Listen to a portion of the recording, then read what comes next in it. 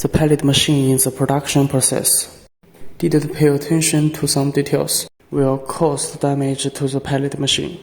You must pay attention to these points. First, during the processing, no metal error or stone allowed. Mixed into raw materials. Then during the operation process, check the oil pump. Is it running normally? Is the oil pipe flowing smoothly? Biomass pellet machine during operation. Don't feed too fast, otherwise it will cause blockage and generate high temperature.